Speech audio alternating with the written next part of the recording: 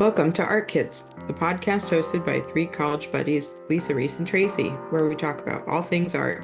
In this episode, we're exploring creative jobs, paths, trends, and opportunities. Join us as we discuss the many avenues and possibilities in the creative industry while sharing a bit about our personal experiences moving up and moving through our field of expertise.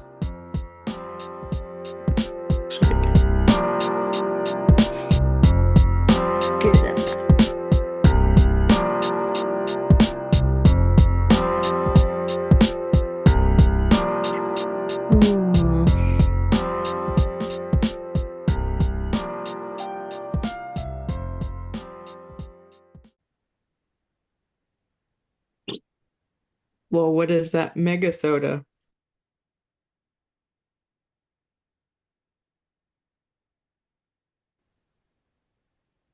Thanks, I was parched. Okay. Okay. The fuck was that now? You heard that? Yeah. I have my do not disturb on. What made that sound? I don't know. Okay, we're just gonna go. Um, hey guys, how are you doing? Happy Monday. Oh yeah, it's Monday. I have no idea what day it is. And the full moon. Happy full moon. Happy full moon. I'm gonna turn to a werewolf. Yeah. Sturgeon moon. What does that mean? I don't know. A The blue moon. surgeon moon. Blue moon. A surgeon moon, like it does surgery on you? No, like the fish. Sturgeon. Sturgeon. I didn't even know that was a fish. Sturgeon. Does it taste good? It's like a dinosaur. I don't know that people eat it. Maybe they do. Actually, Dinosaur fish? yeah, it's one of those fish that come up from the ocean and it comes up the Hudson River into the fresh water to spawn, but they get like real big. And they still exist? Mm-hmm. Oh, wow. Dinosaur fish that still exists. That's pretty neat. Yeah. They're wild looking. They have like armor. Cool. So how you guys been doing? Good. Ready for fall. I feel like I haven't talked to you guys in like ages, to be honest. Mm-hmm. It's been a while. We've had a busy couple weeks. Oh, yeah. Yeah, we're just busy celebrities. So, what are we talking about today? Today we're going to talk about creative jobs, and different paths and opportunities to get to these jobs. Also job trends. Really excited about that. And yeah, I think it's a groovy conversation because when it comes to like creative jobs, it deals with the ability or the skill of being creative, which essentially is the use of like your imagination and your innovation to create things. And it doesn't mean that you have to go to school for it. Like you could pretty much like have this as a self-taught skill, or you can get some academic training or a certification or something like that. But you don't necessarily have to.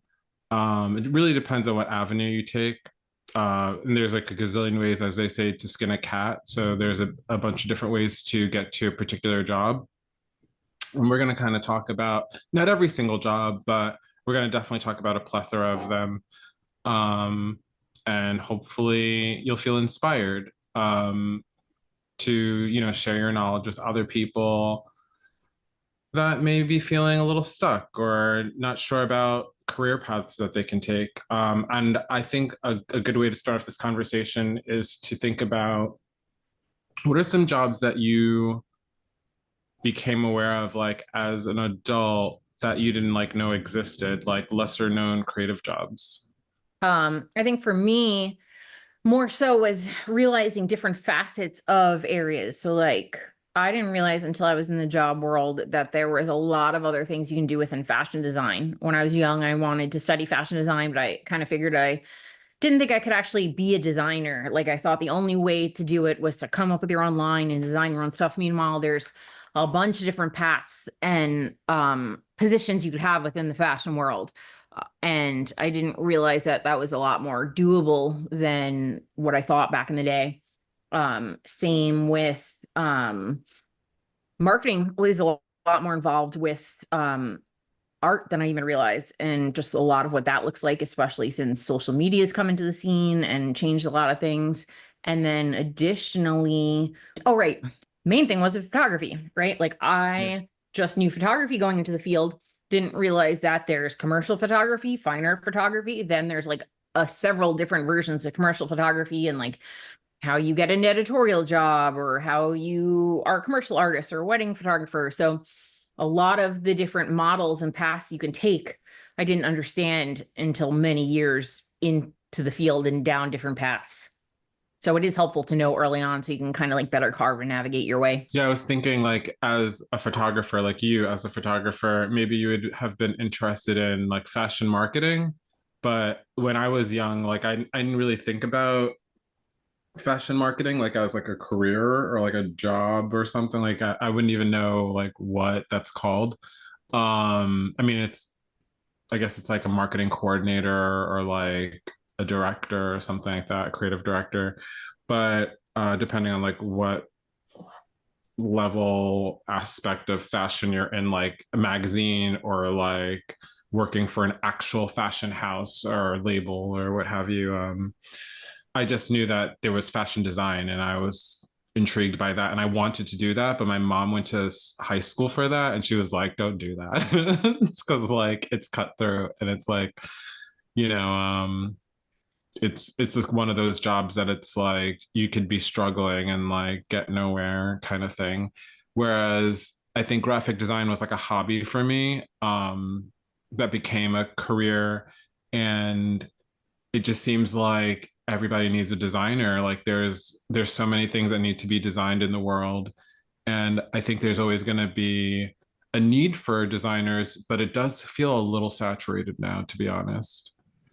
But anyway, so what about you, Tracy? What are some lesser known jobs that you didn't like know about really as a youth that you discovered? Yeah, so I think like scenic designers. And okay, so What's that? so think of like people who design and build like theatrical displays. So Like for like a play? yeah. So what do you call that? Like Set designers? set Set design. design. Yeah. So Right. set designers, just like experiential designers. So in place experience designers, also like window designers are kind of like a scenic Window designer. designers are so cool. I was so intrigued by that when I was like a kid, like the Macy's 34th Street, Macy's Herald Square window displays. Yeah. Like throughout the year, not even just Christmas, like throughout the year, they were like on point. Right. And they had some really cool furniture in there once, I remember, and I like wanted it. Like it was always so inspiring. So Yeah. I got a little taste of window design when I worked for Whole Foods. We went through a renovation, the store that I was located at, and we had these like huge windows on the side that we could go into and like decorate. So I would build paper mache product replicas that I got to like put in the windows. It was amazing. And I just wish that like I kind of had followed that a little further, because I still think about it. I'm like, I love doing that. I wish I could do that. And locally to me down in Newburgh, there is actually a big like scenic like production house, I guess, and they paint like all the huge backdrops for Broadway shows, and just it's like really wild what they produce. And I'm every time they post a job, I'm like, maybe they would take it, but these people are so talented. It is working on a completely different scale. I just think it's fascinating, and I really wish I knew about that, because I think I would have stayed closer to painting and like the fine art path than moving into digital art and graphic design. Yeah. Yeah. I hear you. That's really interesting. Paper mache. I haven't done that in a while. It's so funny because I was watching a video and it might have even been this morning, and I think I meant to send it to you, Trace, but someone was like, I didn't even realize they were talking about paper mache at first, but someone did a video on like what you can do with paper mache essentially. And they took like objects in their apartment and then they like cut up all the papers and water, and then they'd like redo the base of their lamp to be this like fake stone dome, but it was made out of paper mache. And I was like, wow, like I haven't done the paper mache since I was really little, but like I forget how much you can do with it, you know? Yeah, it's really fun. And it's just, I think it's really fun to explore the different like sizes of specific objects. I did a ceramic project where I took little clothespins and you enlarged them and like recreated things that were tiny and really big scale. I think it's, I don't know, it's fun. It's a cool experience. So yeah, that would be mine. Some other ones that I came across and I thought of were like art therapy. I mean, not that I'm like interested in being an art therapist, but I never thought of that as a job when I was younger. I think that honestly, you two kind of inspire me to like, not inspire me to be an art therapist, but inspire me to think that you guys could be art therapists because you guys are like so therapeutic or something like that. Does that make sense? Like you guys are therapeutic to me. But like also you're artists and like maybe like you guys could like mesh those worlds together. We've talked about it a few times, so that's why like it was kind of on my mind. 3D resin modeling, book cover design, like the importance of visual storytelling and like literature. Um, and like something I think that hits home for me is being a graphic artist for the news, which is something that I do now. Um, I like didn't even know that was a job. I'm very grateful for that job, but it is like kind of the role of art in journalism. Like even if you were designing for, let's say, a news publication like Time magazine, you know what I mean? Like those covers are so iconic. Yeah. And Yeah. landing an opportunity to be a cover artist is like huge. Yeah, or photographer or what have you.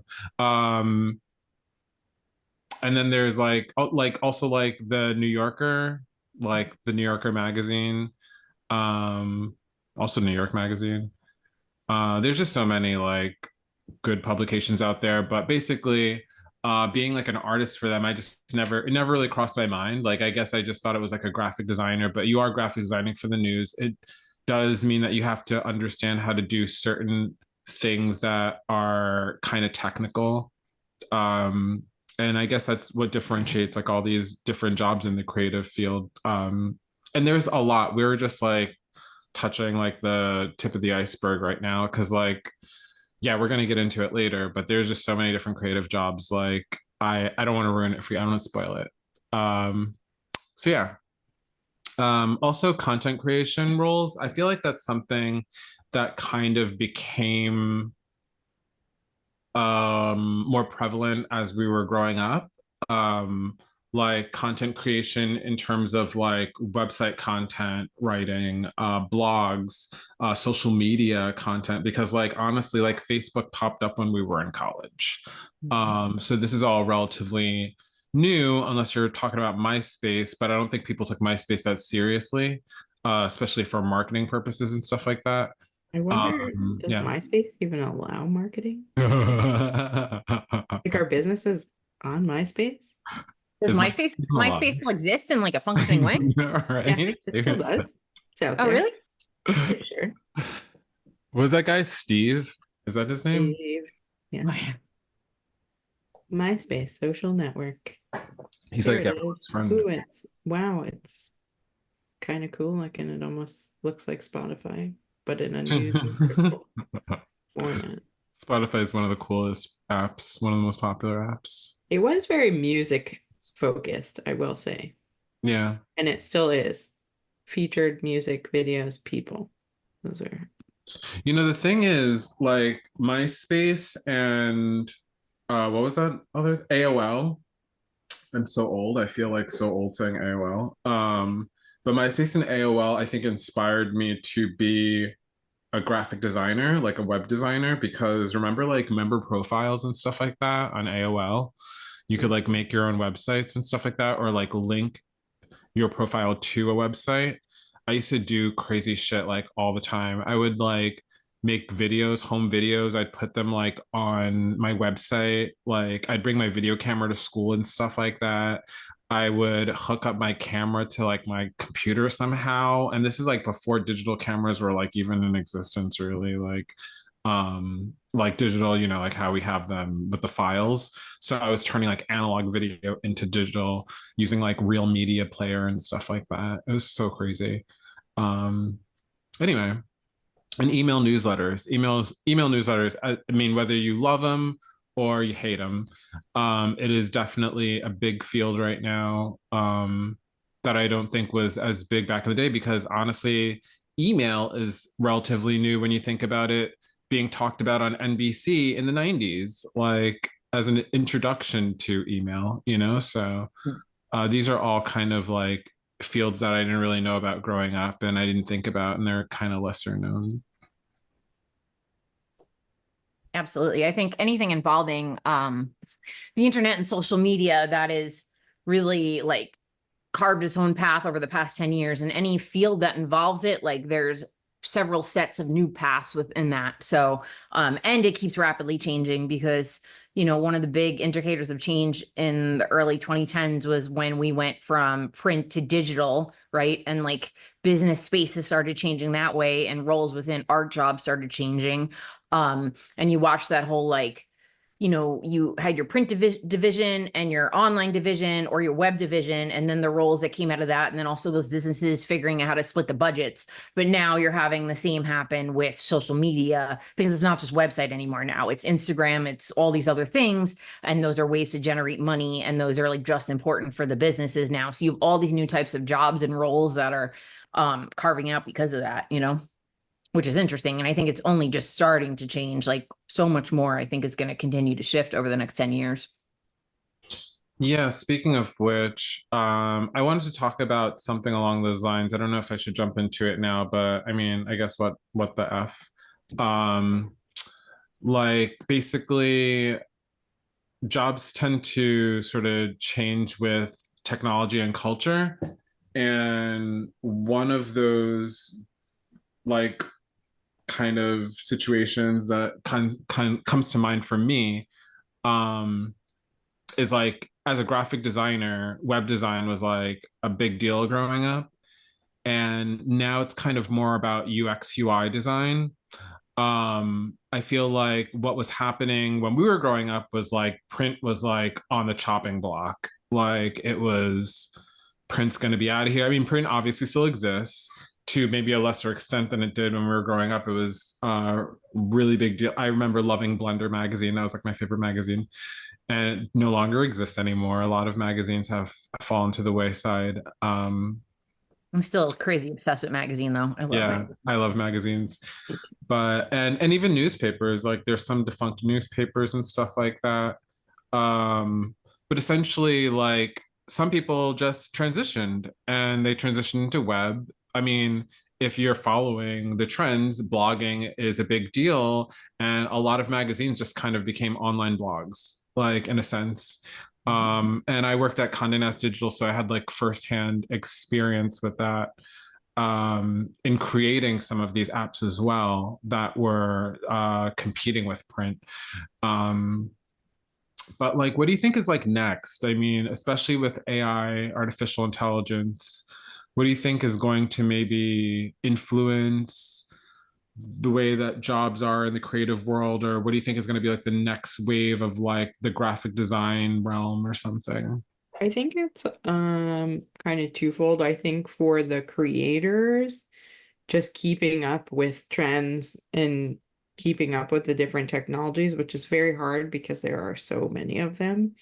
So it's almost like having to make a choice on like, this is what I'm going to spend my time learning, and I'll become proficient in this. So I feel like there's a lot of different avenues that designers and digital designers and like people who were web designers can now kind of go into. Although it's like like you said, like web designers are kind of getting replaced. There's all of these tools that are now like really easy drag and drop builders. You can buy templates.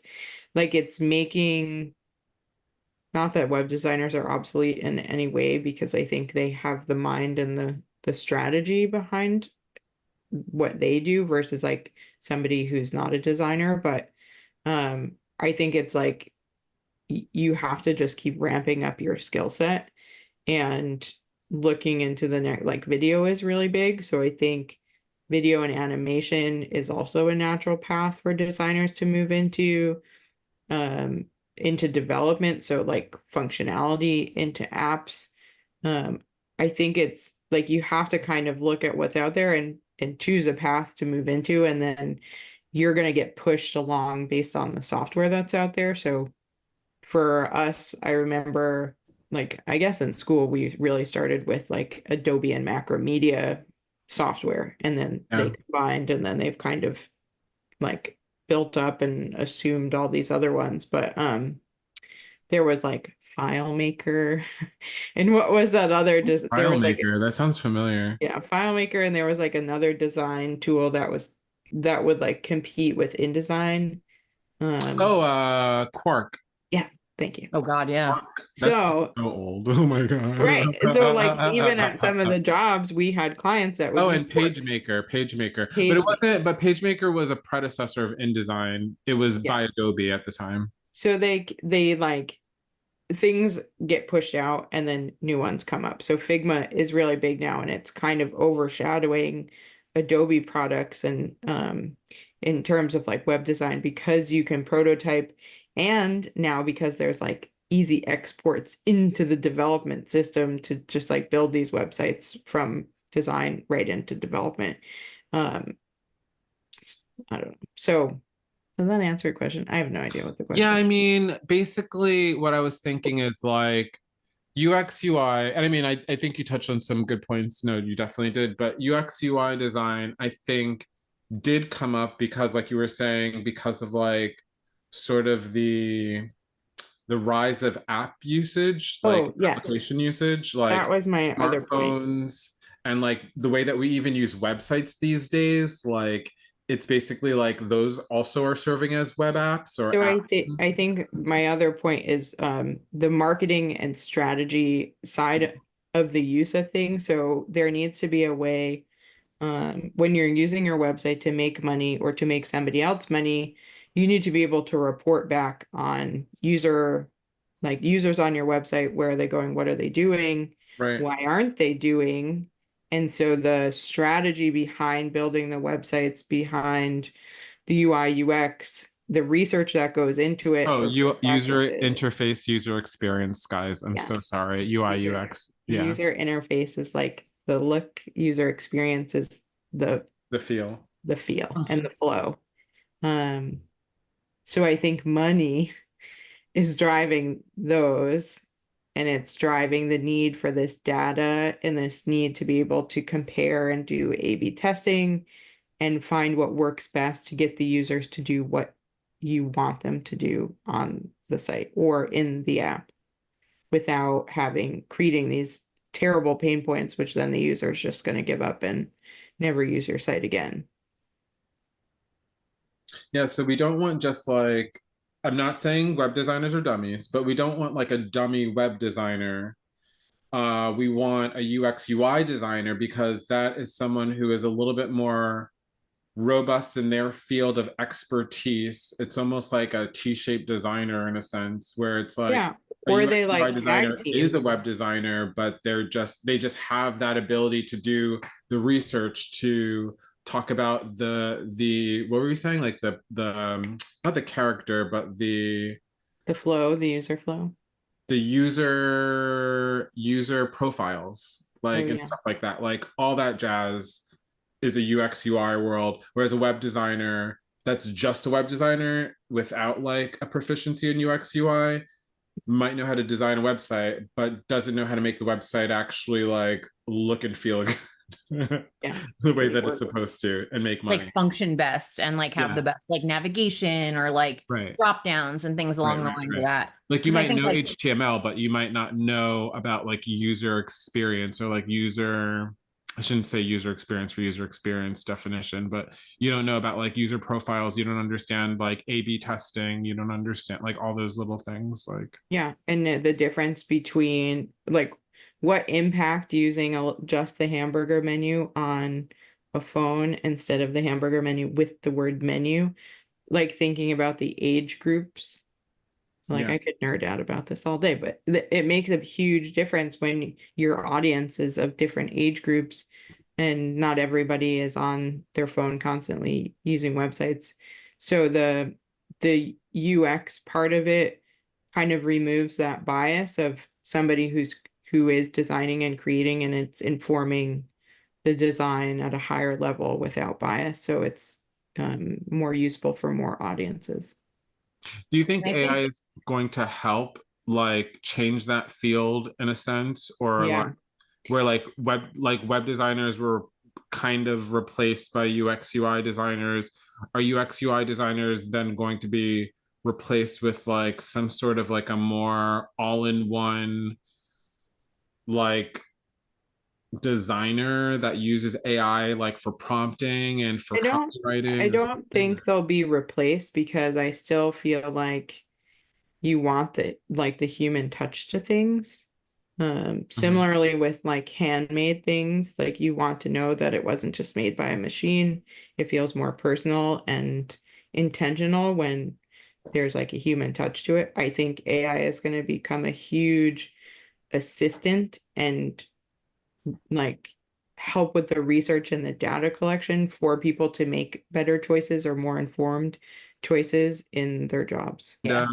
Lisa, what do you think about photography? Like, do you see that shifting as far as like the decades are concerned, like where we are right now? Do you see that sort of having some sort of evolution? I mean, social media has changed it a lot, and like also smartphones and everything in terms of people's access to photography and photos and how to start a photo business. But you always have, I see it as like there's a shift, things get popular. People kind of bitch about how like anyone could be a photographer now. But at the end of the day, like, yes, on a smaller scale, everyone could be a photographer, but you're always going to go back to the tried and true artistry of things, right? So like bigger. I'm gonna be a wedding photographer. Be my guest. But like big companies are always going to go to the, like even old magazines will use film photographers again now, or certain companies use film photographers, where when digital came out, everyone thought film was going to be gone forever, and it was for a while. But now you like certain photographers only work in film, and there's budgets that work around that. And I think I like the fact that social media has allowed for skill sharing and for more people to have access and to enter those worlds. And I think what's going to come out of it is like more refined approaches in people's niches. And I do think certain features around it are going to be streamlined a little bit more. AI is going to help with certain stuff.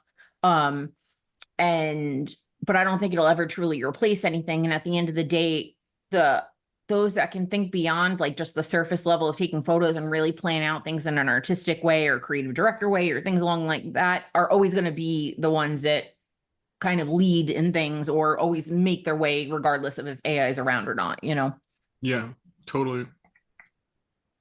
So yeah, I wanted to just kind of touch on that briefly. I mean, there's so many different careers within the creative world that we can discuss, but this is just to get a sense of like how like jobs can evolve in any sort of realm. And you just want to kind of take that into account, maybe look ahead. It might give you an edge. Because like if I knew that UX UI design, I mean, I guess I had an inkling to be honest, but if I knew that UX UI design was going to be so big, maybe somehow I would have like set myself up in college or right out of college, undergrad, to be like more immersed in it and maybe like educated on it. I knew that apps were like going to be a big deal though, because like remember like I worked on yeah. Bleep.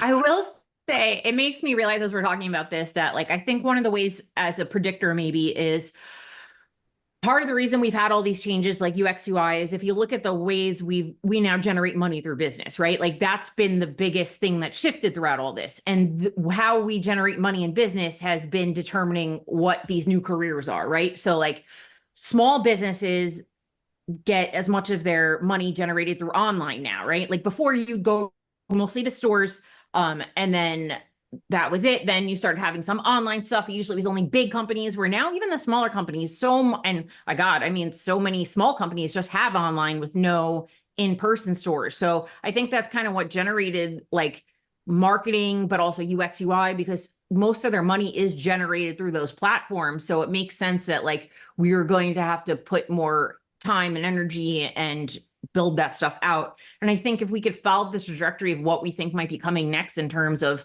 how business makes money, then you can kind of see how like those fields are going to start. You can kind of predict a little bit where fields might shift, because it's the same with blogs, right? Like we didn't realize that print or, like digital magazines or blogs were really going to be a big thing at first. When it came out, no one knew you can make money off of that. But those that did start to see the future of it were able to ride that wave faster. And I mean, that's some of the biggest, like I've referenced this before, biggest fashion companies came out of like, they just blogged for fun back in the early 2010s about fashion. And then they realized, oh shit, I can make money out of this through ads and this and that. And then those turned into like these giant businesses, right? So, and that's what started to really change the game of how marketing was done too, because before marketing was only about like out in the world print or, billboards, where the whole world of digital now, that really shifted all of that.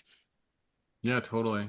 Yeah, I wonder also how artificial intelligence might influence marketing, like, and marketing research. Like, oh my God, so much. It affects it so much already. I mean, it's a huge tool within it now.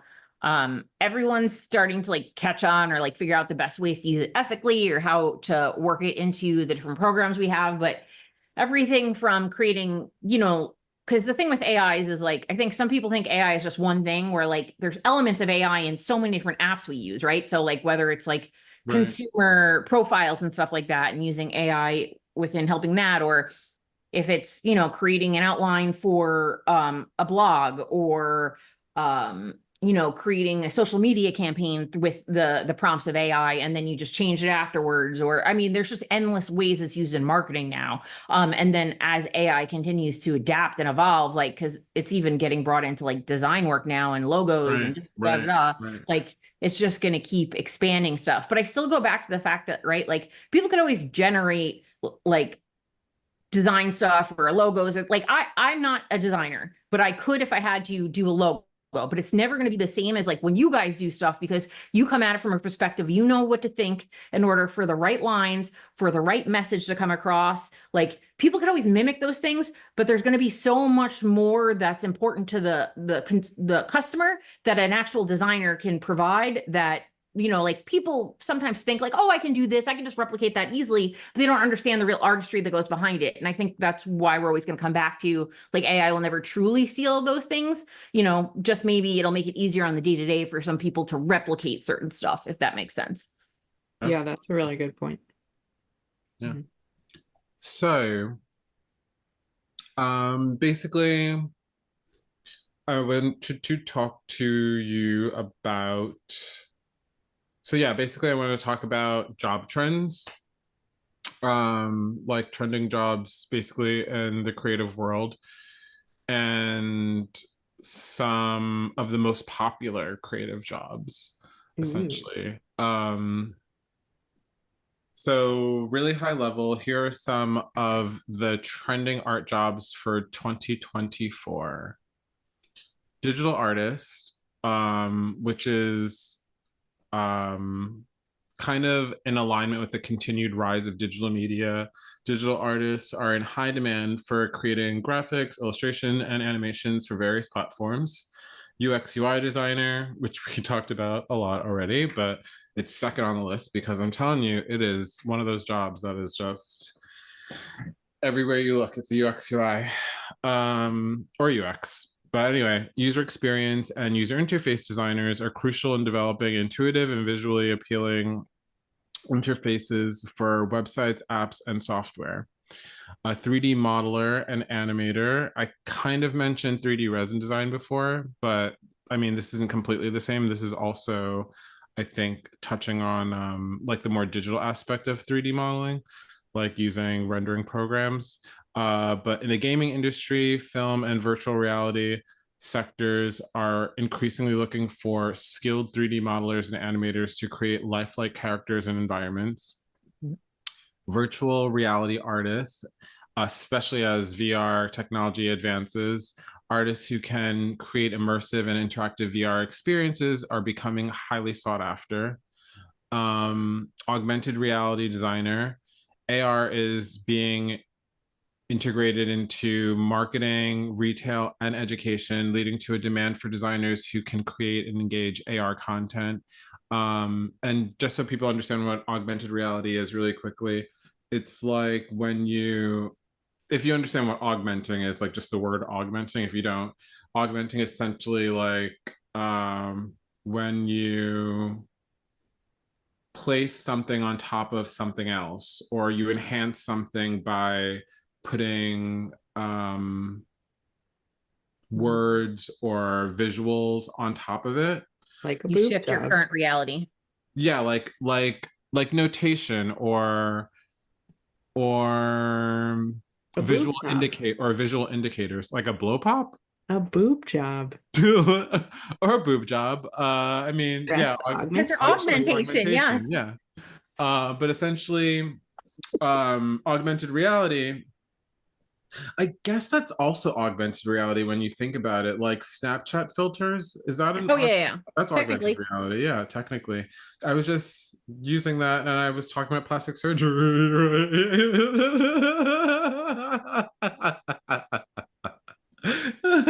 But anyway, yeah. So augmented reality is definitely out there, and augmented reality can be used to do things like check out how furniture might look in your room. If you were like shopping IKEA's website or using their app or something like that, and you use your smartphone camera, to hold up to a space in your surrounding area, and then you could see the projected image of like the furniture piece like sitting there. This is a reminder. Take my pill. It's making its way in. It's like you ain't gonna silence me.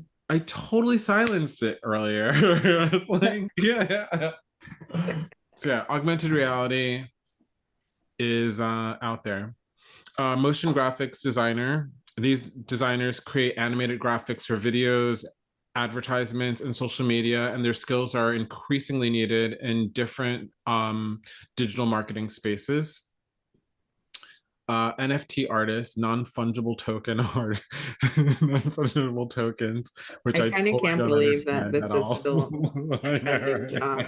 I totally don't understand it. I don't either, and I still refuse to kind of learn about it just out of protest because it feels so silly. Anybody watching the new Futurama series, the season? There's an episode that's all about NFTs, and they totally make fun of what an NFT is, and it's perfect. Gotta watch it. I have to watch it, yeah. I like me some Yeah, I have a resistance to them. Yeah, I think I do too, because I definitely haven't like delved into it. Like I should have watched a YouTube on it by now, but like I totally have not. But non-fungible token artists have opened up new opportunities for artists to sell digital art directly to collectors, making this a burgeoning field. Creative technologists. This role blends art and technology, involving the creation of interactive installations, digital experiences, and innovative solutions using emerging technologies. So think of the that exhibit that you guys were just at, not well, that you guys were at, that we definitely showed on our YouTube channel so far. Yeah, at Art Tech, the projected. Yeah, the art house projected or art. technical. But then also was it not Da Vinci? It was there was like an artist that they had. Was Van it Gogh. Van Gogh? Van Gogh. They had a Yeah, I went to the Van Gogh exhibit. Samsung does like a lot of, I think, immersive experiences with like their setup and showing off their technologies and stuff like that. But like you can go into like a space and like there's like lights projected everywhere on you and like projections, and it's pretty cool. So if I could just make a difference for the listener that had helped me, like VR is when you put a headset on and it completely changes your reality around you. That's AR is when like something either projected in your current space around you, like Idris was saying, with like projecting art on the walls, or you technically could also put on a headset, and like one of the ways they're using AR for teaching, it's like they're trying to teach surgeries to medical students. So they have these AR classes, and they like, you have wow. this headset on and it projects the heart in front of you, and then you can use your hands to pull the heart in and open it up, and it's teaching Wow. surgeries, and like it's really changing the game in terms of education, which I find incredibly fascinating and cannot Yeah, wait it's to play really eventually. fascinating. But that is definitely that. If I had to take a guess on where the most growth is going to be in the next 10 years, it's going to be in AR and VR. That's going to completely shift, I think, how we do so many things going forward. And I'm starting to see more and more ads pop up around the different ways you photograph for that or gather data or information for it. And it's just becoming, I think 2 years ago, it was only if you had tons and tons of money and it was really rare. And now I'm starting to see more and more of it everywhere. Do you think it's going to become more prevalent as like things like the Apple Vision Pro price comes down? Like, first of all, do you even think the price of the Apple Vision Pro is going to come down? Because like right now it's about $4,000. That's their virtual reality thing? I think it will come down, but you have so many other competitors. I think what you're going to have is like more people coming out with VR headsets that are more affordable. Right now, like, what is it? Like PlayStation is the most affordable one, and it seems to just work with PlayStation stuff, where soon the headsets that can just connect with anything will be the most popular, and you'll probably get another one. Be fucking surprised if Amazon puts one out or something, and they'd probably be the most affordable one. Yeah. But I do think we're going to be reaching a tipping point where that's really big and everyone's going to get into that field. And you're going to start seeing that stuff everywhere, because I'm starting to see the cameras that you use to photograph that stuff coming down in price significantly. So that indicates to me that the creation of that art and the need for it is ramping up, that they're making even the ability to create that and photograph that more affordable and accessible. I think that'll help build the popularity of that, because it is, with the price being so high on those sort of items, it's like, who's gonna buy that? Yeah. Maybe your company will buy you one to mess around with. But you're starting to see it more like on bigger spheres, right? So like in therapy now, it's being used a lot more. You're getting it in hospital care a lot more. Certain environments where something larger than you with a big budget can buy it and provide it for others. It still hasn't made it as much the individual market, unless it's for someone wealthy or like not even quite wealthy, because I know people who like aren't quite wealthy but have some, so it's starting to very rapidly trickle down. I would say in the next few years, it's going to be a lot more out there. Word. Mm-hmm.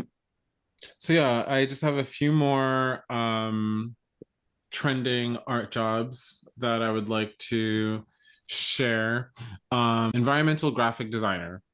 These designers create visually engaging environments for spaces, offices, and retail settings, focusing on improving user experience through design. Think of a big one being museum exhibits. Yeah. Mm-hmm. There's actually an association, which I looked at recently, of environmental graphic designers.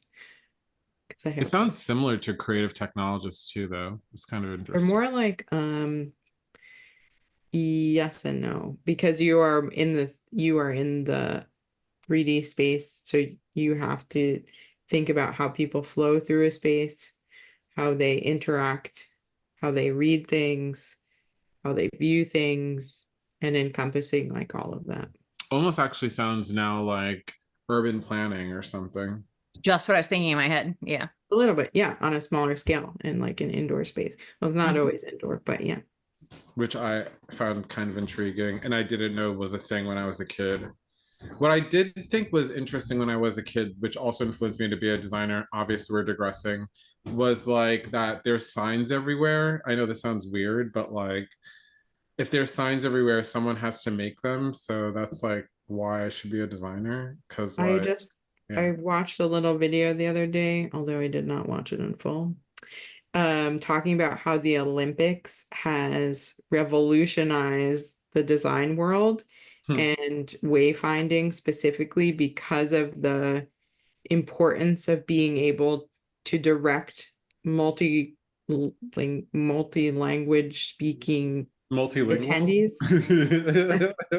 Multi-language, yeah.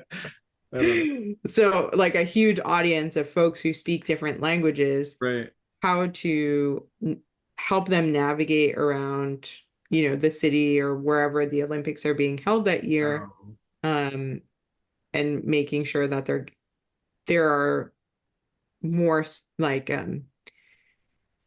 there's more thought into the design because it has to communicate in a way that it's not just based on the language or the word in the language. Right, because More you probably universal. can't rely on you probably can't rely on just words, because then we would have so many different translations of like one particular word or Yes. sentence or So something. iconography is a Iconography, big yeah. one. Yes, symbolism, universal symbolism and stuff like that. Yeah. Yeah, that's so interesting. Like, what does an arrow mean to you? And like which way should it point and all that stuff. Yeah. I think this one's interesting. Illustrator for children's media.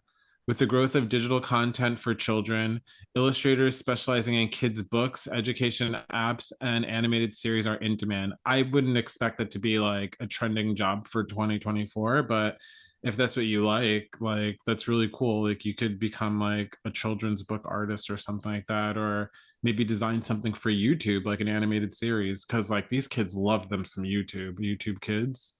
Oh my gosh. Or like watching the people play with toys on YouTube. Anyway, It's so true though. I don't understand it, but they love it.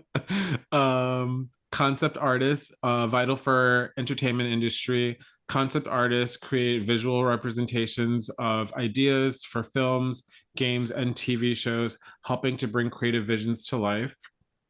Art therapist, which we brought up earlier as a lesser known job, combining art and psychology. Art therapists use creative processes to help individuals improve mental health and emotional well-being.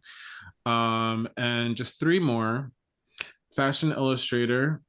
As the fashion industry continues to evolve, there's a growing need for illustrators who can create compelling visuals representing fashion designs. Exhibit designer. Museums, galleries, and trade shows require designers to create engaging and informative exhibit spaces that enhance visitors' experience. And last but not least, freelance artist and designer. So this gig economy that we're in continues to grow, and many artists are finding success by freelancing, offering their skills for various short-term projects across multiple industries. I'm kind of more or less like a freelance designer. So I kind of understand that being a prevalent job at this point in time. I think a lot of people are freelance designers. I mean, especially with websites like Upwork and stuff like that. It's so easy to be a freelance designer. You can work remotely. It's almost like a dream come true for some people, depending on, you know, your situation, where you're located, how much money you're making, all that stuff. I also think that is something that's really evolved and also become more accessible to more people. And I would say the past 10 years, because the thought, like even when I left my full-time job, which was like just over 2 years ago, to become a freelancer, like before that, the idea of becoming a freelancer was like, I will never be able to do that. Like, how do people do that? I have no idea how people do that. And now that I'm doing it, I'm like, oh, wow, there's like a lot of resources out there and a lot of people looking for work. And you just need to learn to network or talk to people or whatever. You know, it's like immersing yourself in kind of like forcing yourself to do that, which I think is probably like any job. you then become aware of like, oh, this is actually attainable and doable. It can be sustainable if I like apply myself enough.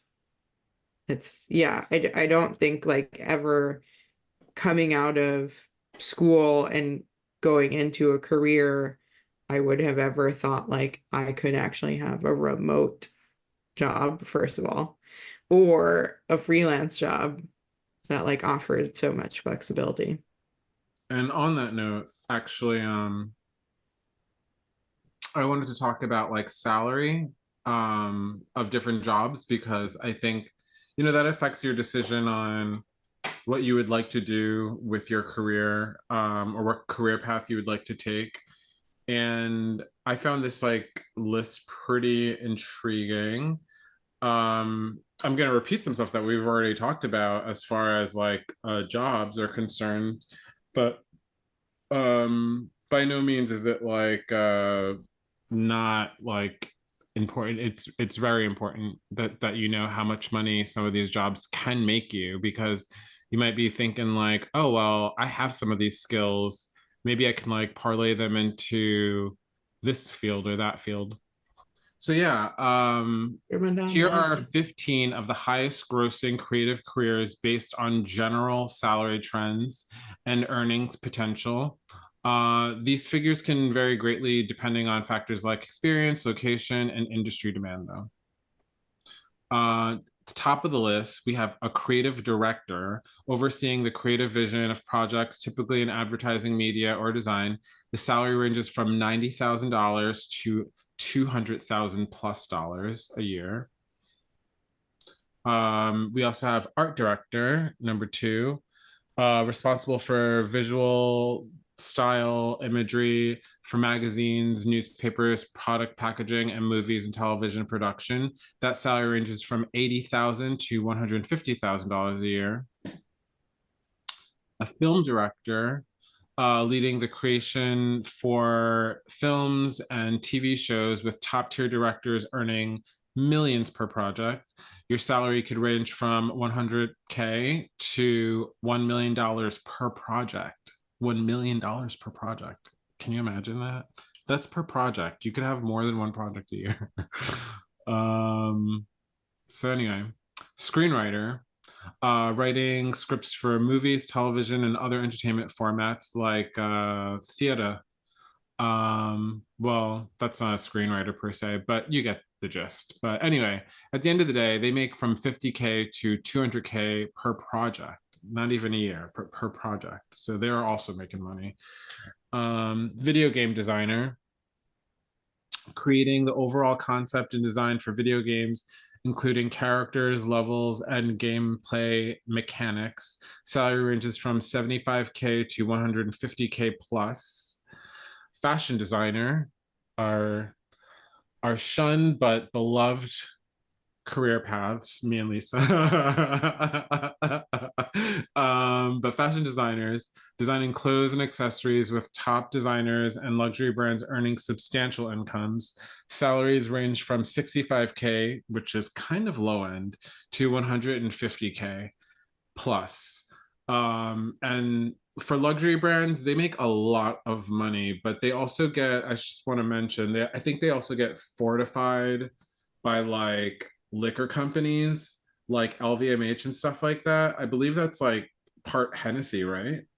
Oh, maybe that's a whole other different ball game you're going into at that point, from like when a fashion brand gets bought out by a larger agency. That's like a whole other, yeah, it's like, how do you like subtopic. support yourself? Because like you need money to like produce things, but it's like liquor is like one of those things that marks up a lot. So like you're making like a lot of money off of liquor. So like liquor's probably like carrying fashion labels on their backs kind of thing. Do you know what I'm saying? Well, I think it comes down to like when like you could look at it for as an independent designer that has their own label and stuff, like that's part of with all this is there's multiple different paths for everything, right? So you can do that, or you can create your own small e-commerce brand and sell online, or you are then doing a fashion label for long enough and you get bought out by one of those agencies, which then have a roster of other things like a liquor brand under them, or you can create your own agency above your fashion brand and you do these other things and you source one thing to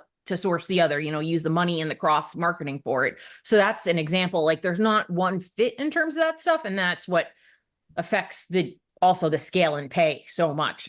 Yeah, it's true. I guess like a lot of that, it's not like, because I don't know, like for instance, well, those aren't like really high-end brands, the ones that I'm thinking of, but yeah, like some brands are like not under, I think, these like liquor conglomerates or whatever. Yeah, there's plenty that aren't. Yeah, yeah, That's a newer thing. Industrial designer. Oh, that's what I want to be. Designing products such as cars, home appliances, toys, combining artistic talent with technical knowledge. That salary ranges from 70,000 to 120,000 plus a year. User experience designer, which we mentioned before, designing user interfaces and experiences for software, websites, and apps. That salary ranges from 80,000 to $150,000 plus per year. An architect, combining creativity and engineering to design buildings and other structures. So that salary ranges from 70,000, which I think is kind of low end for architects because like, you're doing a lot right now. But anyway, ranging from $70,000 to $150,000 plus dollars a year. Honestly, that sounds low to me. I feel like if a floor collapsed, that's a really big deal. You better be one of the best architects around, period. Like coming out of school, like there's no B architects or like D architects. Like you need to be A architect all the way. Like they have their engineers to support them. Yeah, that's what it is, the engineers. Oh, architectural engineers. Yeah. So you could say like some people could think, yeah, architects is like an exterior designer instead of an interior designer. Although it's more encompassing than that, but you could just be an associate. Or so like maybe the architectural engineer is making boku bucks. I would think. I mean, it's not on this list. Yeah, I mean, I would assume architects also have a background in engineering, or or some sort of engineering track was involved in their learning. Yeah, so they don't design things that are just like impossible to build. But I think they're just a part of the team, and they have engineers to make sure that everything is being built appropriately.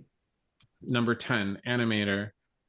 Creating animations for films, TV shows, video games, and commercials. That salary ranges from $60,000 to $120,000 plus per year. An advertising manager, overseeing ad campaigns and working with creative teams to develop promotional strategies. That salary ranges from $90,000 to $160,000 plus dollars a year. A music producer, overseeing the production and recording of music tracks, with top producers earning substantial royalties.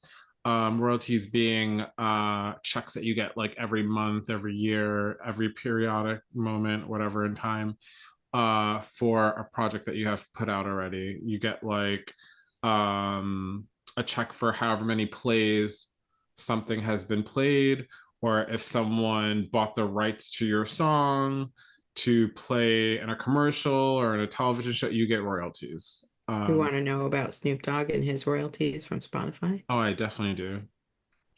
He said that he has over like 1 billion plays on Spotify. Oh, wow. And that only equaled out to like $45,000 from. Yeah, Spotify is like killing the music industry, but that's a whole other conversation. Yeah, that is kind of crazy. Like every time I hear that, it's just like I'm like, what is happening? But anyway, so music producers can make salaries ranging from $50,000 to $200,000 per project. Not even per year, but per project. Photographer, specializing in high-end commercial, fashion, or fine art photography. Salaries range from $40,000, that's really low end, to $150,000 plus. That's all right. That's good. And then graphic designer, senior level, of course, designing visual content for print, and digital media, with senior designers earning more. Salary ranges from $70,000. That's kind of more like mid-level-ish designer, 70,000, but to 120 plus a year. And then last but not least, copywriter, senior level, we're talking about really here, writing, advertising, and marketing copy. Copy is another word for text, basically. With experienced copywriters in high demand. Salary ranges from $70,000 to $120,000 plus per year. These salary ranges are approximate and can vary widely depending on your location, experience, and specific industry. It's good to know. And which one stood out to you that like was the most intriguing? Like, oh no, please. What were you saying? I was just gonna say it's changed drastically in the past probably 5-10 years of what the expected salary is for some of these jobs. Yeah, totally. Like, I mean, I definitely think we get paid more as graphic designers than we used to. It just seems more important. We get more notoriety, I think, than we used to. And also, I think you're kind of taking on bigger projects because of technology being like so focused in everybody's life, like, you know, smartphones, the web, all that stuff. So Yeah, I think in any of these jobs, I think your clientele, the exposure of the project, the budget of the project, the like risk of taking on a project and it flopping, I think all of those ultimately affect the salary that you are being paid. Because if people are handing you a project that's like $250,000, $500,000, they want someone with top tier experience. And so you are going to get paid, or hopefully you will get paid for the value in which you bring to these projects or the execution of the work for the project. so I also want to touch on like that there's like jobs that, you know, we haven't mentioned yet because we were kind of talking about trends and jobs and stuff like that, not just like here's a bunch of jobs, which I'm going to talk to you about kind of now. I'm not going to tell you about every job, so feel free to look them up and understand what they are to find out what they are about. But essentially, sorry, my Snapchat's tripping. But essentially, these jobs are like,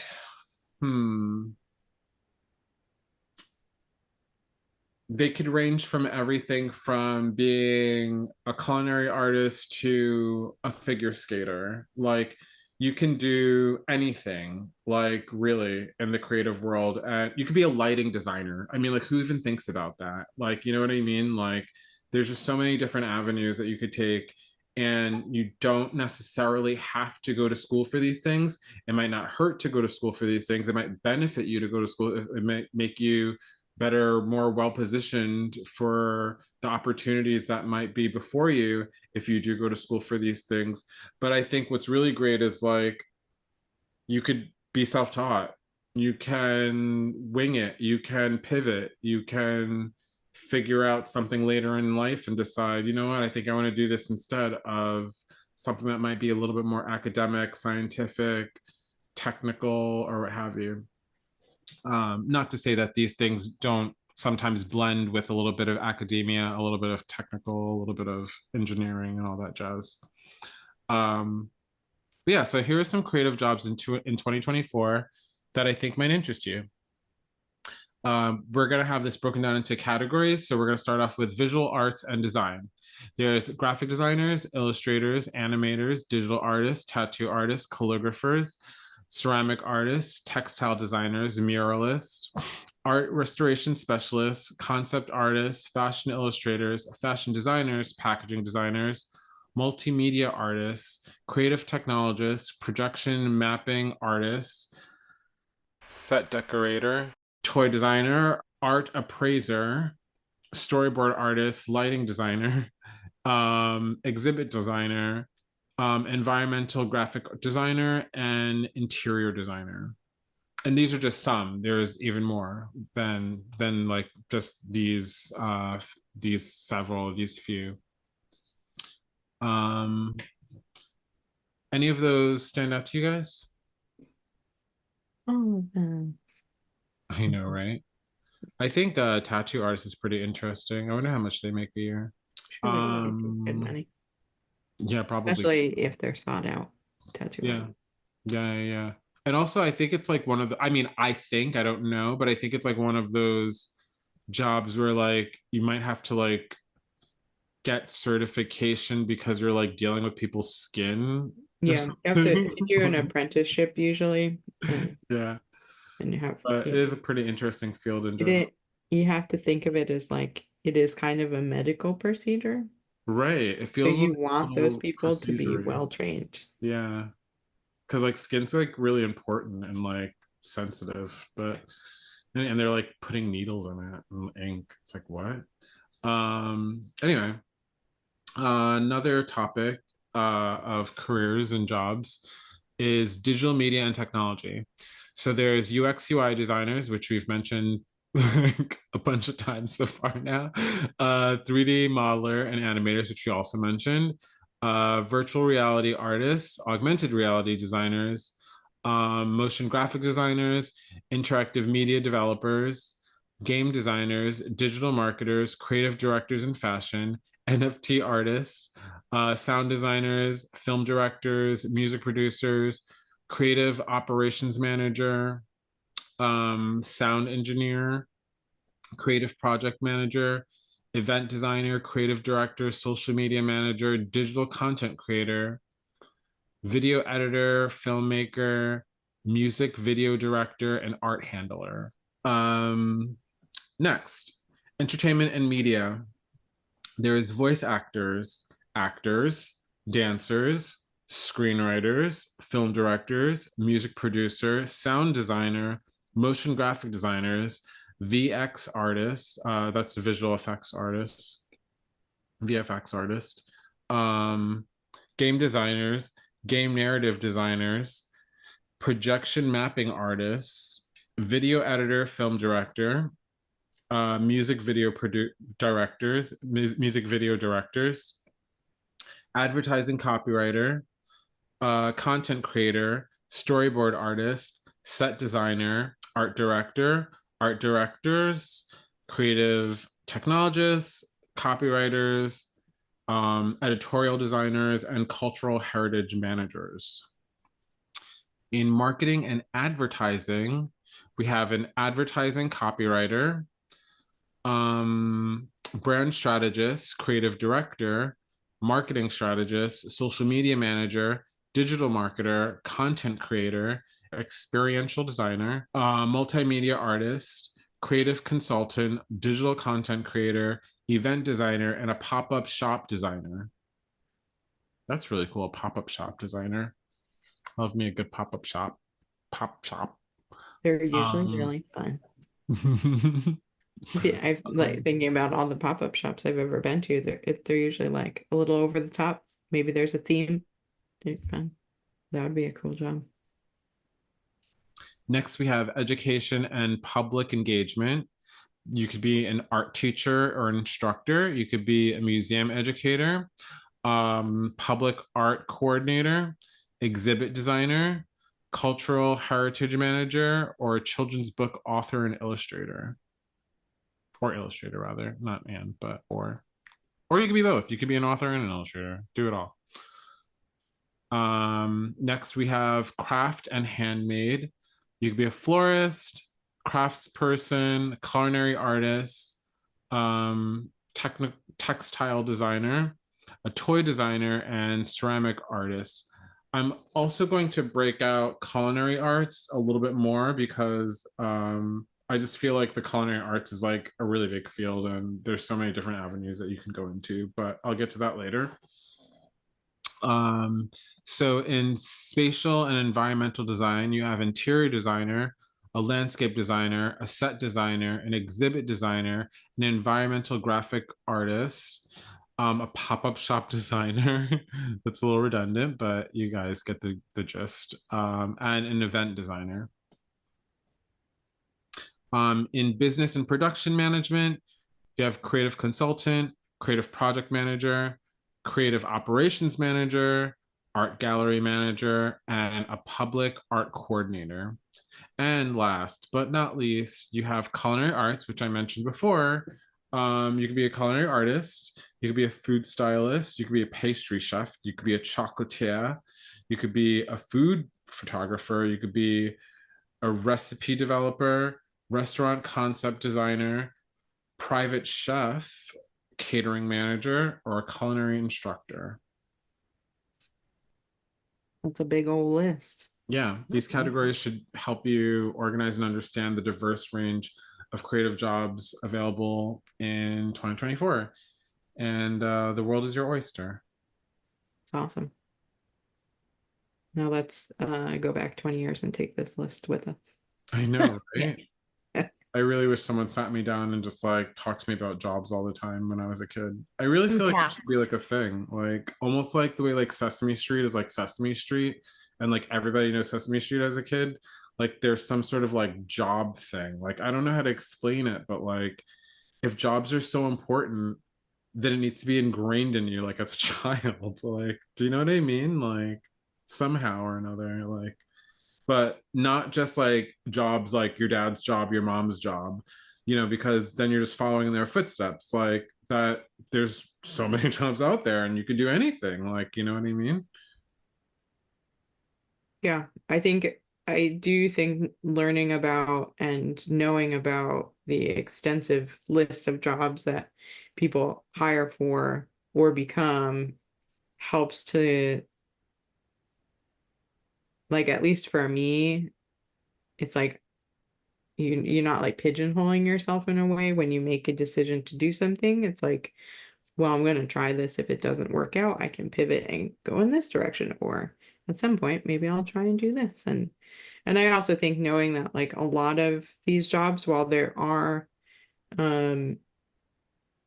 like universities and colleges that you can get certificates or degrees or whatever to get into that field, self-taught experience, like real life experience is just as good, because if you are, lucky enough to get an internship somewhere, even if it's not in a field that you think that you're going to go into, and you like the job and you can continue in that field because now you've had experience through an internship and you have met people in that industry and you can stay in contact with them and see if there's any opportunities down the road.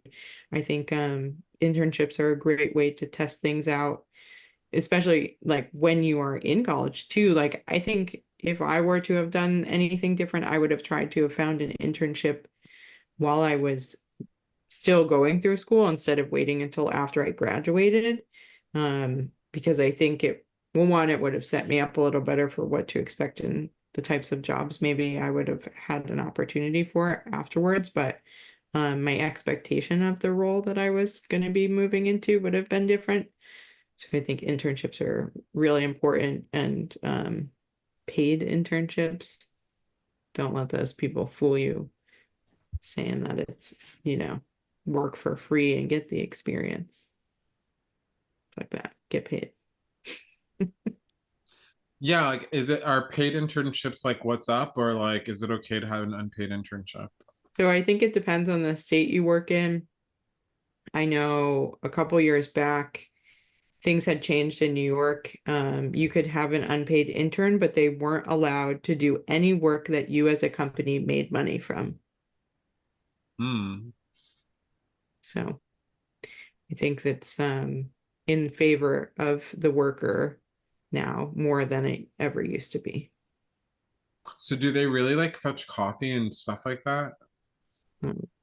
Because like what can you do if you can't like do something that is money making? Like, you know what I mean? Like, yeah. What's interesting. I don't think I've ever had an internship because like I just worked or something. I interned for Forbes when I was still in SUNY New Paltz, one of the summers. Oh, wow. I interned for Forbes.com, their media department. Oh wow. Woo. Mm-hmm. I had an internship. Yeah, it's pretty swanky. What'd you say? I internshiped at a B2B publication magazine. Well, they were like they were in the building construction world, but it was like B2B. They were the B2B. publication company that did like Architect and Builder magazine, and they had like a whole slew. So I was an intern specifically in their marketing division, and so I would do like ads for the magazines and one sheets and spec sheets and like media kits and stuff so they could sell ad space in their publications. But that actually did turn into a full-time job, but then they were like, we don't know if we can keep you with our budget, and so I just got another job because who wants that? Okay, so what you need to succeed, as we said, you don't necessarily have to go to school for some of these jobs. It might help, but not always. But at the very least, we could speak to the ones that we know about, and we could maybe touch on some others. But graphic designers, for instance, you don't necessarily need to go to school for that. I think that a lot of people want you to have a degree if they're going to hire you, especially like for a company, so to speak. Freelance, though, if you're doing something for just like a client, like one-offs and stuff like that, they might not really care about your degree. Like I definitely had clients when I was in high school and stuff like that, and growing up in college. And I think essentially like you don't have to go the traditional route. You can go a more modern route. You could take certification classes online if you need to. You could do lots of different things. For the culinary arts, though, we were talking about this a little bit earlier. I feel like it's a little cutthroat. So I have a family member who went to the French Culinary Institute, and I know that they could be really rough on their students, not necessarily the French Culinary Institute, but like all of the culinary arts schools, CIA included, from what I hear. And it just is what it is. Like I think it's just like the rush of the kitchen, like, and honestly, it's kind of where that saying goes, that's the way that saying goes, like if you can't deal with the heat, get out of the kitchen, you know. It just sounds like that. It is that. Like, have you ever watched the show The Bear? It's so crazy. It's just so intense. It's just so like like you like probably need to have schooling in order to not lose your mind in a kitchen. But it's also something that you don't necessarily need to go to school to start out in. It could be something that was like a love or a passion that you turned into something, maybe a self-taught, but you turned it into a career. And then when you're ready to take it a step forward in a more professional manner, you do get that education, you get that higher learning. And I think a lot of restaurants are actually like line cooks that come up being trained by chefs, or like a lot of restaurants are filled with just line cooks, and a lot of them don't have schooling. But I think those that design menus and are chefs, those are the ones that end up doing the Culinary Institute, and that could, or like any of the schools, and that could be done with schooling, or you can end up being trained under someone. Yeah, having a mentor, I think, is a huge benefit in any career. So as far as like performative arts are concerned, like dance and gymnastics and music, figure skating even, do you think they require formal training? For the careers, I think like figure skating, I used to do it when I was little. I don't think there's any way. What? Yeah, that's what I did when I was like in grade school. Oh my God, that is so cool, Lisa. You can't like really get into it without formal training. It's too complex. I can't imagine. I mean, maybe some people can teach themselves. And I think the same with dance, unless it's like, more modern dance, or you're naturally good at choreography. Maybe dance, you don't have to be like officially trained. But I do think for the most part, some classes, and then you can branch out on your own from there through skill. I love figure skating. Do you still love figure skating? I mean, I don't do it much, but I loved it when I was little. Do you like to watch it though? Not anymore, but I did when I was little. Oh my God, I love it. Do you remember, I think his name was Scott Hamilton? I was Oh obsessed my when Nancy gosh. Kerrigan and Tanya Harding, like that's when during that Mm, time period was when I was taking figure skating lessons. So I was like in Oksana Bayul, like that time period. yeah. My favorite movie growing up was The Cutting Edge. I was obsessed with that movie. Oh It was a wow. figure skating I did rom-com. not know this, Lisa. Did you know Lisa was a figure skater? Yes. Oh, you didn't tell me. We were talking about figure skating before, but like, oh my gosh. There's a woman who figure skates back in like I think it was the 80s, like before my time or something, and she used to do like backflips on the ice. Did Hmm. you see her? She's like I black. mean, there are people that do it. I don't know if it was her What's specifically, her but yeah. name? Yeah, it's like I think she was like breaking the rules though or something, and she got in trouble for it. But Who left an indelible mark on history, the first woman to attempt a backflip in competitive ice skating. Sawyer was known to defy convention. In the 1994 Olympics, Sawyer started what would be a legendary routine. Despite an ongoing criticism for prioritizing athleticism over artistic elements, she soon became recognized in her field for her unique capabilities and style. As expected, her performance was far more athletic than the other routines.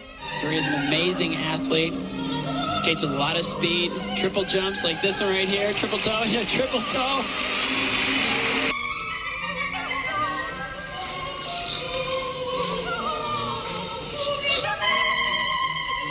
Suria was once a junior world champion tumbler.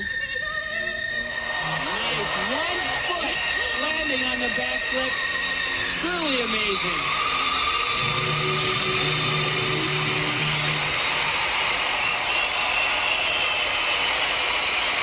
that's so cool. I just think figure skaters are so badass and like beautiful at the same time. It's like it's such a crazy sport or Oh, totally. art or something.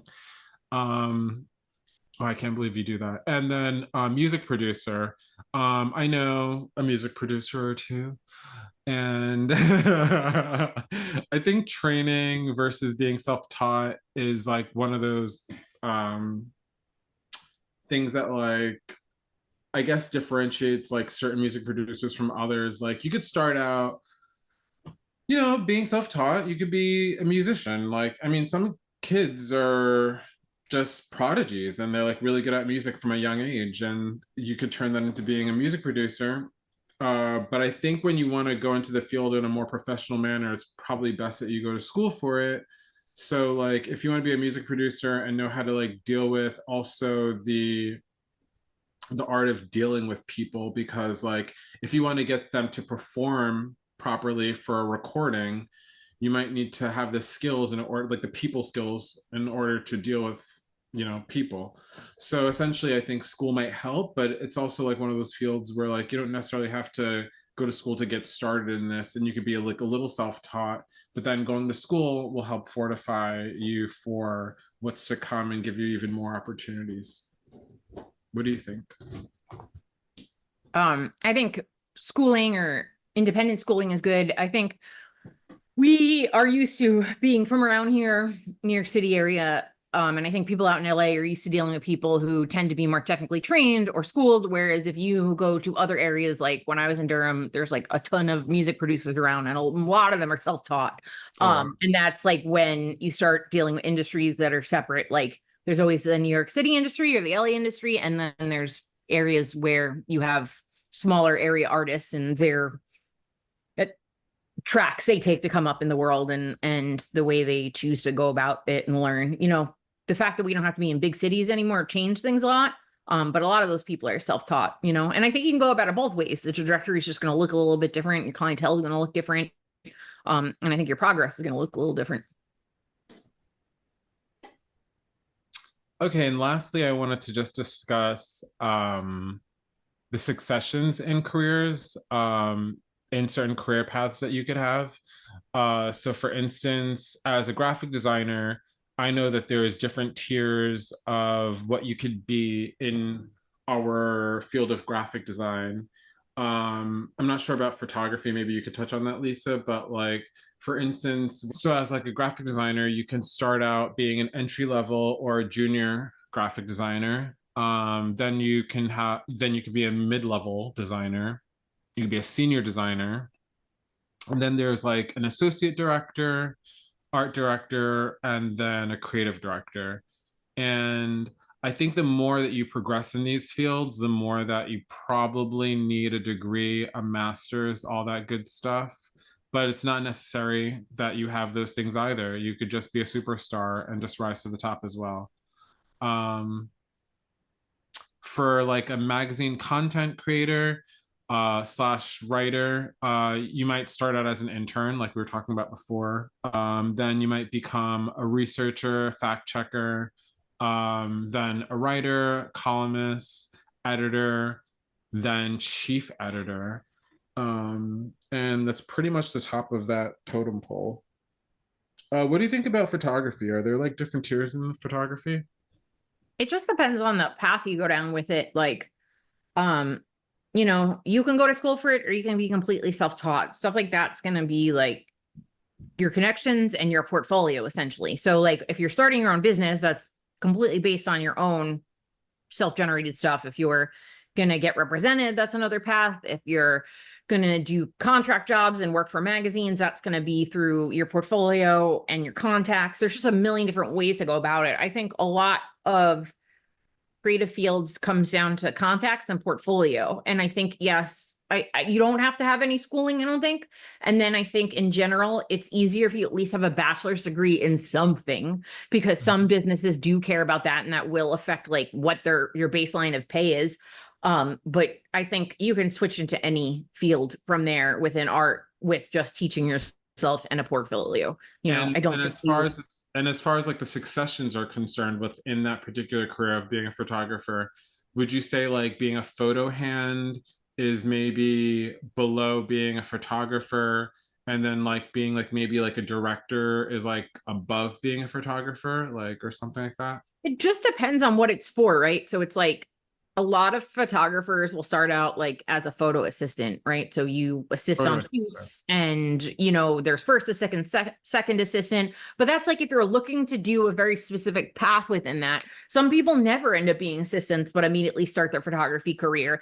And then it just depends on what you're photographing for. That's going to indicate like whether or not there's a director or a creative director, or whether you're the creative director. You know, it's just every way you do photos or something is different. You know, the landscape and the format of the trajectory, that's just very different per field.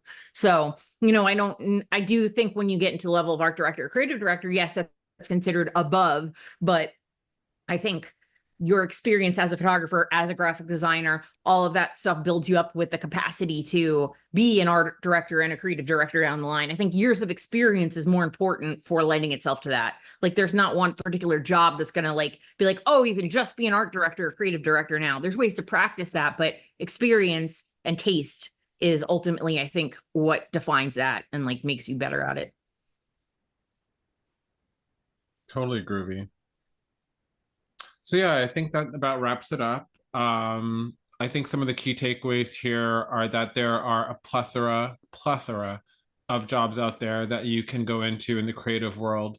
Share this with the youth out there, share this with your friends, share this with anybody of any age, that really you can figure something out on your own, or you can go to school for it. But essentially, it doesn't have to be a boring job. It could be an exciting job. It could be an innovative job. It could be an imaginative job.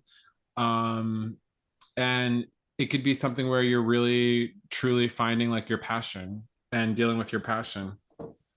And you can make a lot of money too. And that there are jobs in the creative world where you're not a struggling artist.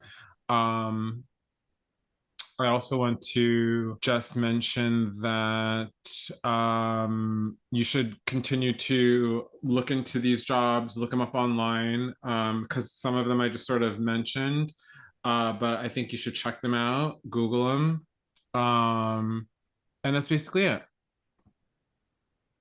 Thanks, Idris. Oh, yeah. Absolutely. I hope you feel like inspired and stuff like that as much as I was. Yeah. And also, I think a lot of folks, as they learn about the different opportunities and look into the responsibilities and the day-to-day, will realize that the skills or their knowledge in a specific field will cross over very nicely into other fields. Yep. So that's all, folks, for today. I guess until next time. Yeah. Thanks so much. Yeah, guys. Ciao. Ciao. Thank you for listening to this episode of ArtKidz. For artwork, more info on our guests, and music credits, visit the ArtKidz website at artkidzpodcast.com. That's ArtKidz with a Z. Until next time, ciao.